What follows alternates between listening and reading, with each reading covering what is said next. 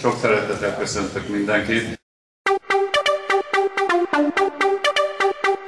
Körülbelül 2 hónapja vártam ezt a napot. Ez a kerületünknek az egyik legnagyobb sportrendezvénye idén.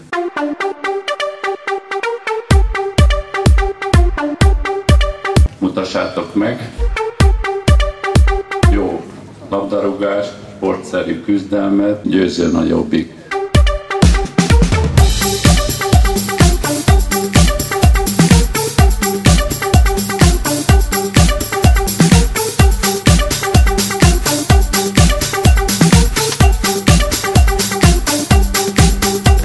Győzelmet, kiutást a EB-re. Day tripping, soul ripping, girl in a rock and roll band. Milyen gyakran szoktatok lejárni ide focizni? Minden nap focizunk. Egész nap. Nagyon régóta ismerjük így egymást, és így focizgatunk. Lights out, so loud, better than you ever had. Nagyon-nagyon nagyra becsülöm ezt a játékot. Shake down, take down, knock into it. Kosárlabdára tudok meg gondolni, amit így a fiatalok. A kézilabda is az is sokan művelik, sokan csinálják, nincs pálya, csak nincs, így hogy mondva, nincs pálya. Different beat, one touch. 2 éve edzősködöm a lányokkal. Az U17-es csapattal, a Laci pedig az U15-ös csapattal. Head rush, drop it one more time for me. Kicsik ugye 12-13 évesen, de van, aki mondjuk 16-17 évesen kerül hozzánk. Tehát a női labdarúgás sajnos az ilyen. Volt már valamilyen komolyabb eredményetek? Válogatott vagyok, úgyhogy...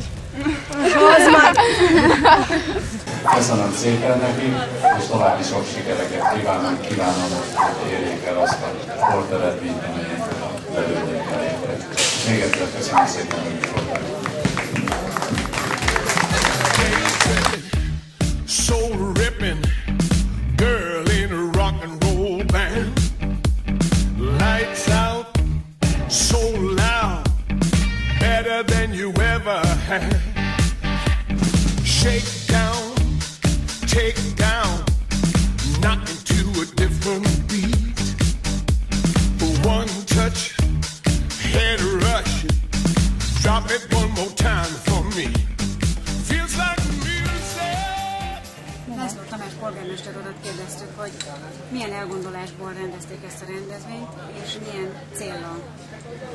Egészen biztos az, hogy egy ilyen rendezvény az valami módon közösségépítő és társadalomépítő hatású.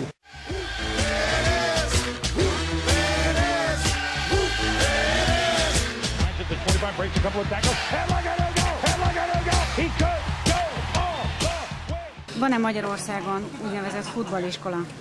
Természetesen többfajta módozata van. A csúcsa ennek az Elit Akadémiák, ez a hivatalos elnevezése. Jelenleg 5 olyan Elit Akadémia van, ami kiemelt támogatásban részesül, és mint az előbb mondtam, van alatta 16 olyan országosan megbecsült bázis, ahova a Reac is tartozik egyébként, tehát a 15. kerület csapata is ide tartozik. Az utánpótlást illetően milyen jövőbeni tervei vannak az MLS-nek? Az MLS egyértelműen elfogadott egy utánpótlás programot, amelynek az alapja a Bozsik program, a szakmai célja pedig a tömegesítés. A tömegesítés azt jelenti, hogy egyetlen egy cél van, minél többen futballozzanak.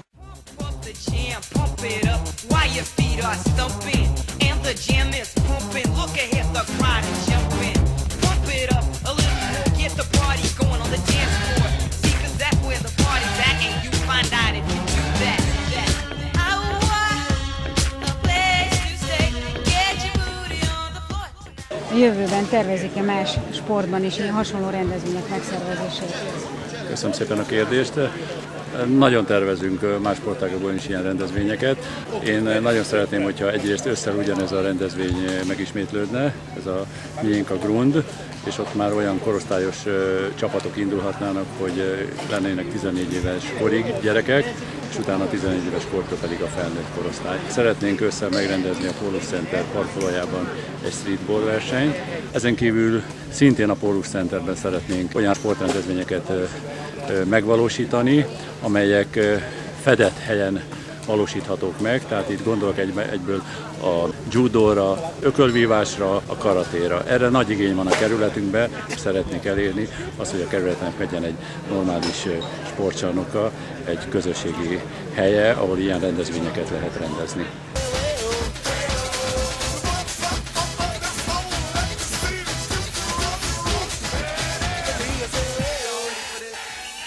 Véget ért az első 15. kerületi grundfoci bajnokság. Köszönjük szépen a csapatoknak, hogy elfogadták a meghívást. Engedjétek meg, hogy bemutassam a jelenlévőket, akik a díjakat majd átadják. László Tamás polgármester urat, országgyűlési képviselőt.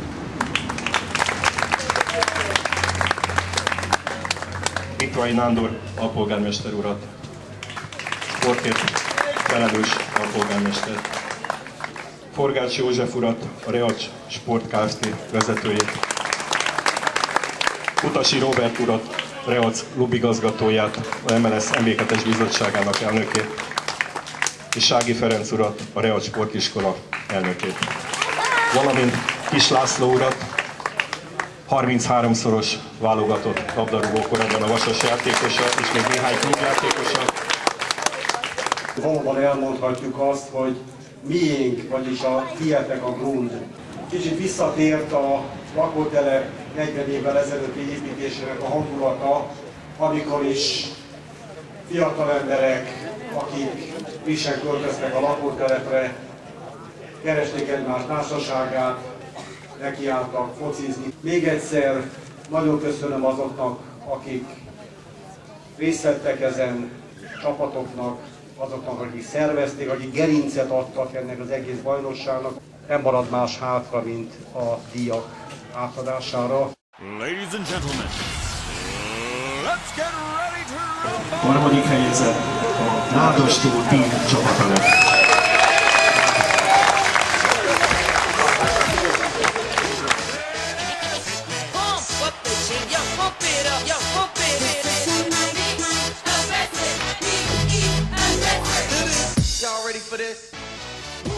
A második helyezett csak a Lilák csapata.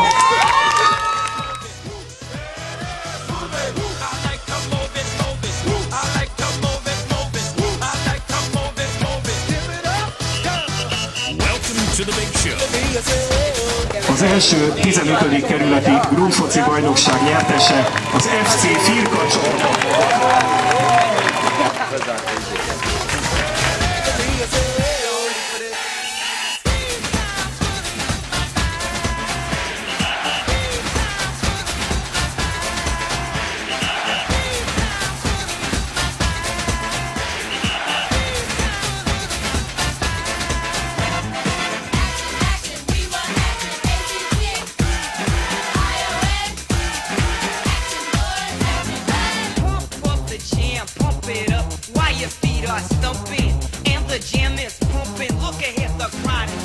Meg vagytok elégedve az eredménnyel? Meg igen, veretlenül lehoztuk, szerintem ezzel jöttünk. Ősszel is indultak a következő bajnokságban? Igen, mindenféleképpen. Ugyanezzel a csapattal? Nagyjából igen, címvédés a cél. A focin kívül még milyen sportágban láttátok szívesen ilyen rendezvényt? Csak fociban. Köszönjük szépen! Köszönjük a szurkolóknak a sok-sok biztatást, köszönjük a csapatoknak a játékot, és kérjük őket, kérjük a közönséget is, hogy az őszi második 15. kerületi grundfoci bajnokságra is nevezzenek, jöjjenek el, várjuk őket szeretettel!